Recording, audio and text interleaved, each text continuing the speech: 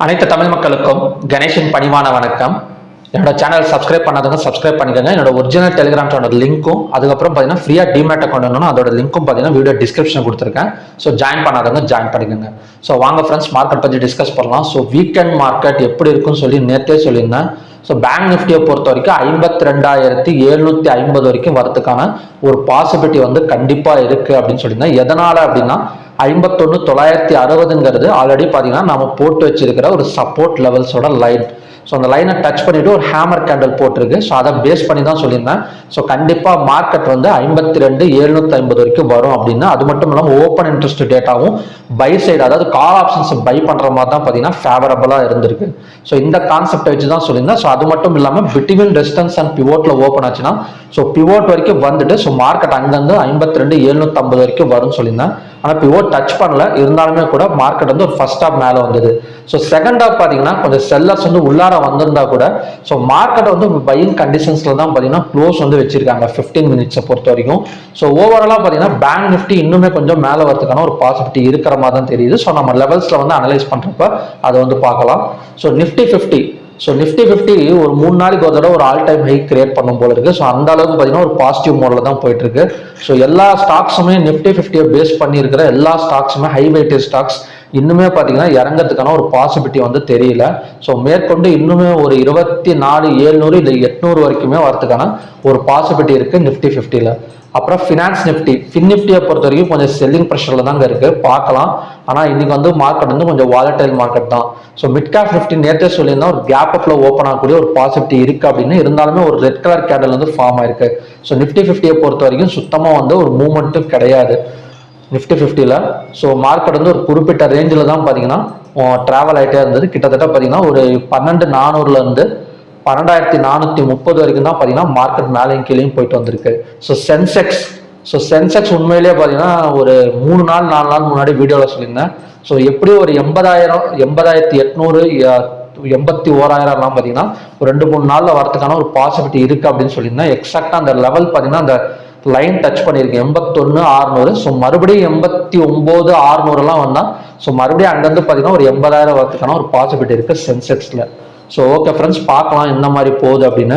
So அடுத்தது open interest data பார்க்கலாம். So எந்த மாதிரி வந்து க்ளோசிங் வந்து நடந்திருக்கு அப்படின்னு.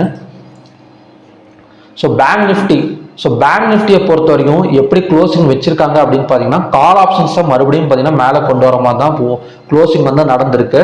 ஸோ அப்படி பார்க்குறப்ப கொஞ்சம் மேலே, அதாவது ஃப்ளாட் ஓப்பனாக தான் மார்க்கெட் வந்து ஓப்பன் ஆகும் அப்படிங்கிற மாதிரி தான் தெரியுது. கால் ஆப்ஷன்ஸை பை பண்ணியிருக்கிற மாதிரியும் புட் ஆப்ஷனை வந்து ரைட் பண்ணுற மாதிரியும் தான் பார்த்தீங்கன்னா மார்க்கெட் வந்து க்ளோஸ் ஆயிருக்கு பேங்க் நிஃப்டியில்.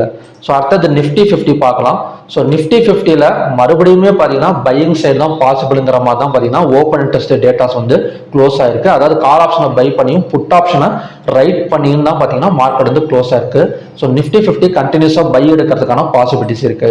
ஸோ அடுத்தது ஃபின் நிஃப்டியை பொறுத்த வரைக்கும் கொஞ்சம் ஈக்குவலாக தாங்க இருக்கு. ரொம்ப எல்லாம், அதாவது call option buy put option பொறுத்த வரைக்கும் ஸோ ஈக்குவலாக தான் இருக்குது. ஒரு தராசு மாதிரி தான் பார்த்தீங்கன்னா க்ளோஸ் வச்சிருக்கிறாங்க. ஸோ அதனால் ஒரு ஃப்ளாட் ஓப்பன் மார்க்கெட் வந்து எதிர்பார்க்கலாம் ஃபின் நிஃப்டியில். ஸோ சென்செக்ஸை பொறுத்த வரைக்கும் நம்ம நெக்ஸ்ட் கான்ட்ராக்டில் தான் போய் பார்க்கணும். ஏன்னா எக்ஸ்பைரி கான்ட்ராக்டை செக் பண்ணக்கூடாது. ஸோ நெக்ஸ்ட் கான்ட்ராக்ட் வந்து டேட்டாஸ் வந்து அதிகமாக இல்லை. அப்படி இருந்தாலுமே கூட ஒரு கால் ஆப்ஷன்ஸ் பை பண்ணுற மாதிரி தான் இப்போதைக்கு இருக்கு. ஸோ கொஞ்சம் மூவ்மெண்ட் ஆகட்டும், கொஞ்சம் ஓப்பன் இன்ட்ரெஸ்ட் எல்லாம் கொஞ்சம் நல்லா ஏறட்டும், அதுக்கப்புறம் கூட நம்ம வந்து செக் பண்ணிக்கலாம். So mid cap Nifty, so Monday வந்து எக்ஸ்பைரி, இது எப்படி வந்து கொண்டு வந்திருக்காங்கன்னா கால் ஆப்ஷன்ஸை ஃபுல்லாக பை பண்ணியும் புட் ஆப்ஷனை ரைட் பண்ணியும் தான் பார்த்தீங்கன்னா மிட் கேப் நிஃப்டி வந்து க்ளோஸ் வச்சிருக்கிறாங்க மார்க்கெட்டில். So okay friends, bank Nifty இது பார்க்கலாம். ஸோ பேங்க் நிஃப்டியை பொறுத்த வரைக்கும் நாம் வந்து ஒரு 2 ரெசிஸ்டன்ஸ் அண்ட் சப்போர்ட் லைன்ஸ் வந்து ஒரு 2 லைன்ஸ் வரைஞ்சிருக்கோம். 53,000க்கும் 51,960. ஸோ இந்த 2 லைனுக்குள்ளார தான் பார்த்தீங்கன்னா மறுபடியுமே பார்த்தீங்கன்னா ஒரு மூவ்மெண்ட் வந்து நடக்கும். ஸோ அதை எதை பிரேக் பண்ண கீழே வரும்னு பார்த்தீங்கன்னா கிட்டத்தட்ட 51,749 ஜூலை 11ஆம் தேதியோட லோ தான் பார்த்தீங்கன்னா அடுத்த சப்போர்ட் லெவல். ஸோ அதை பிரேக் பண்ணி மார்க்கெட் கீழே ஓப்பன் வச்சாலோ அதை பிரேக் பண்ணி செல்லர்ஸ் ஃபுல்லாக வந்தாலுமே கூட 51,170 மறுபடியும் ஒரு சப்போர்ட் இருக்கு. ஸோ ஓவராலாக மார்க்கெட் வந்து இப்போதைக்கு பேங்க் நிஃப்டியை பொறுத்த வரைக்கும் ஒரு பை ட்ரெண்டிங்ல தான் போயிட்டு இருக்கு. ஸோ லெவல்ஸ் பார்க்கலாம். நாளைக்கு ரெசிஸ்டன்ஸ் ஆக்ட் ஆகக்கூடிய இடம்னு பார்த்தீங்கன்னா 52,650, பிவோட் பாயிண்ட் வந்து 52,415, சப்போர்ட் வந்து 52,035. இன்னைக்கு ஹை வந்து பார்த்தீங்கன்னா இன்னைக்கு ஹை வந்து 52,794, லோ வந்து 52,171, ஓப்பன் வந்து 52,272, க்ளோஸ் வந்து 52,278. கிட்டத்தட்ட ஓப்பன் ஆன இடத்துல இருந்து ஒரு 6 பாயிண்ட்ஸ் மேலே போய் க்ளோஸ் வச்சிருக்காங்க. ஸோ அவ்வளோ ஓவராலாக பார்த்தீங்கன்னா கொஞ்சம் பையிங் ப்ரெஷரில் தான் மார்க்கெட் வந்து இன்னைக்கு வந்து முடிஞ்சிருக்கு. ஸோ ஃபர்ஸ்ட் கண்டிஷன் படி 85% பார்த்தீங்கன்னா பிட்வீன் பிவோட் அண்ட் சப்போர்ட்ல ஓப்பன் ஆகக்கூடிய ஒரு பாசிபிலிட்டி இருக்கு.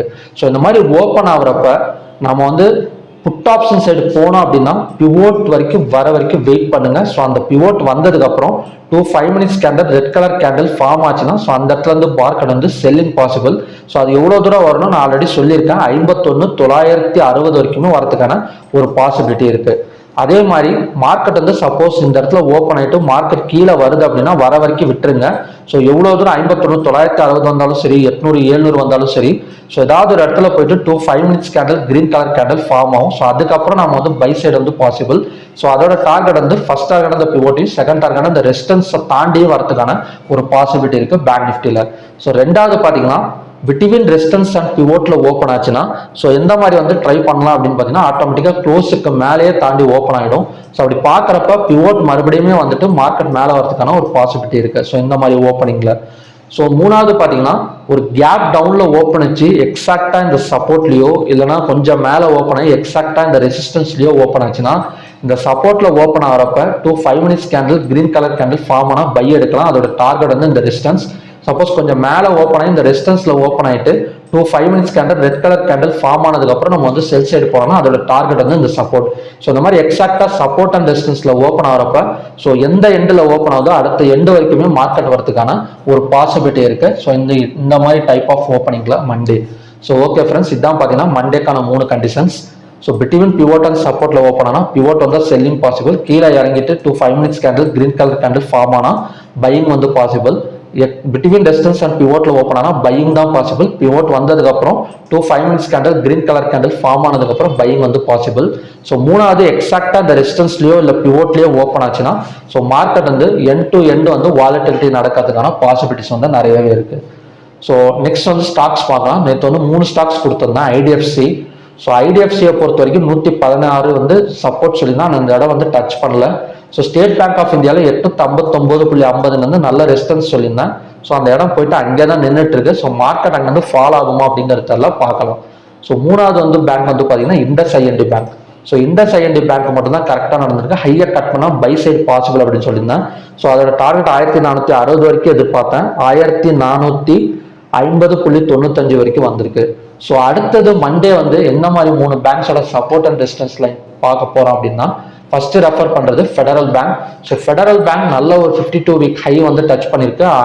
அதாவது தொடர்ந்து பார்த்தீங்கன்னா ஒரு ரேலிலேயே இருக்கு ஃபெடரல் பேங்க். ஸோ இன்னைக்கு ஹை வந்து பார்த்தீங்கன்னா 197.19. அதை பிரேக் பண்ணா அடுத்த டார்கெட் வந்து 200, 202 வரைக்குமே போறதுக்கான பாசிபிலிட்டி இருக்கு ஃபெடரல் பேங்க்ல. ஸோ அடுத்தது ஏயு பேங்க். ஸோ ஏயு பேங்க்ல இது வரைக்குமே ஒரு ரெசிஸ்டன்ஸ் ஆக்ட் ஆகிட்டு இருந்த ஒரு இடத்த பிரேக் பண்ணிட்டு தான் மார்க்கெட் க்ளோஸ் வச்சிருக்கு. ஸோ அது இனிமேட்டு பார்த்தீங்கன்னா சப்போர்ட்டா வந்து ஆக்ட் ஆகும். ஸோ அதனால கிரீன் கலர் லைனா மாத்திடலாம். ஸோ அந்த ரேஞ்ச் வந்து பார்த்தீங்கன்னா 638.70. ஸோ அந்தந்த மார்க்கெட் டர்ன் ஆச்சுன்னா 640 வரைக்குமே வரதுக்கான ஒரு பாசிபிலிட்டி இருக்கு ஏயு பேங்க்ல. ஸோ மூணாவதா கொட்டாக் பேங்க் இல்லை மூணாவதா ஹெச்டிஎஃப்சி பேங்க். ஸோ ஹெச்டிஎஃப்சி பேங்கை பொறுத்தவரை இந்த லைன் நாங்கள் இன்னமும் கிராஸ் பண்ணலை. 1643.80 கிராஸ் பண்ணிடுச்சுன்னா ஸோ மார்க்கெட் வந்து ஒரு நல்ல ஒரு பாசிட்டிவ் சைடு வந்து போகிறதுக்கான பாசிபிலிட்டி. அதோட டார்கெட் வந்து 1680 வரைக்குமே வந்துடும். சப்போஸ் இந்த லோவுக்கு கீழே க்ளோஸ் ஆகி லோவை பிரேக் பண்ணிடுச்சு, அதாவது 1643.80க்கு கீழே க்ளோஸ் பண்ணி ஸோ இந்த லோ அதாவது பார்த்தீங்கன்னா ஜூலை 11 லோ வந்து 1601. ஸோ அதை பிரேக் பண்ணால் 1560 கீழே வரைக்குமே வரதுக்கான மறுபடியும் ஃபுல்லாக மார்க்கெட்டை டவுன் பண்ணுறதுக்கான பாசிபிலிட்டி இருக்கு ஹெச்டிஎஃப்சி பேங்க்ல. ஸோ ஓகே ஃப்ரெண்ட்ஸ், 3 பேங்க் தான். ஒன்று வந்து ஃபெடரல் பேங்க் ஹையர் கட் பண்ணால் பை பாசிபிள். ஸோ அடுத்தது பார்த்தீங்கன்னா ஏயு பேங்க் 638.70ங்கிறது ஒரு நல்ல சப்போர்ட். ஸோ மூணாவது வந்து HDFC bank. So HDFC bank 1643.80க்கு மேலே ஓப்பன் ஆனால் கிராஸ் பண்ணாலும் 1660-80 வரைக்குமே வரதுக்கான பாசிபிலிட்டி இருக்கு ஹெச்டிஎஃப்சி பேங்க்ல. ஸோ மண்டேவோட மார்க்கெட் பேங்க் நிஃப்டியோட மூவ்மெண்ட் வந்து ஹெச்டிஎஃப்சி வந்து தீர்மானிச்சிருன்னு நினைக்கிறேன். ஏன்னா ஏதாவது இந்த இடத்த பிரேக் பண்ணிட்டு மேலே போச்சு அப்படின்னா ஸோ கண்டினியூஸா இன்னுமே கூட மேலே வரதுக்கான பாசிபிலிட்டி இருக்கு பேங்க் நிஃப்டி 50-50லையும். ஸோ ஓகே ஃப்ரெண்ட்ஸ், பார்க்கலாம். ஸோ நிஃப்டி 50 பொறுத்த வரைக்கும் நல்ல ஒரு பைல தான் க்ளோஸ் ஆயிருக்கு. ஆனால் ஓப்பன் இன்ட்ரெஸ்ட் டேட்டா வந்து நிஃப்டி 50 பொறுத்த வரைக்கும் கொஞ்சம் ஈக்குவலாக தான் இருக்கிற மாதிரி தெரியுது. இல்லை இதுலேயும் பார்த்தீங்கன்னா கால் ஆப்ஷன்ஸ் தான் பை பண்ணியிருக்காங்க. நிஃப்டி 50லையும் பார்த்தீங்கன்னா கால் ஆப்ஷன்ஸ் தான் பை பண்ணி வச்சிருக்கிறாங்க. ஸோ பார்க்கலாம், மண்டே மேற்கொண்டும் பார்த்தீங்கன்னா கொஞ்சம் மேலே வரதுக்கான பாசிபிலிட்டிஸ் தான் பார்த்தீங்கன்னா பேங்க் நிஃப்டிலையும் நிஃப்டி 50லையும் இருக்குது. இன்னொன்று பார்த்தீங்கன்னா ஒரு special candle inverted hammer candle சொல்லுவாங்க, இல்லைன்னா கிரேவ் ஸ்டோன் டோஜி கேண்டல், அது ரெண்டுமே கூட நாம் வந்து எடுத்துக்கலாம். ஸோ இந்த கேண்டல்லாம் விழுந்துச்சு அப்படின்னா ஸோ மார்க்கெட்டை வந்து ரிவர்ஸ் பண்ணுறதுக்கான வாய்ப்புகள் வந்து நிறையவே இருக்குது. ஸோ மார்க்கெட் இந்த கேண்டில் விழுந்துச்சுன்னா ஸோ இந்த இடத்துல அடுத்தது ஒரு ரெட் கலர் கேண்டில் ஃபார்ம் ஆகும், கொஞ்சம் கீழே ஃபார்ம் ஆகிட்டு அடுத்தது பார்த்தீங்கன்னா மார்க்கெட்டை மேலே தூக்கி விட்டுருவாங்க. ஸோ அதுக்காக தான் பார்த்தீங்கன்னா இந்த மாதிரி கேண்டில்ஸ் எல்லாம் பார்த்தீங்கன்னா ஃபார்ம் ஆகுது. இது பேர் கிரேவ் ஸ்டோன் டோஜி கேண்டில் அப்படின்னு சொல்லுவாங்க.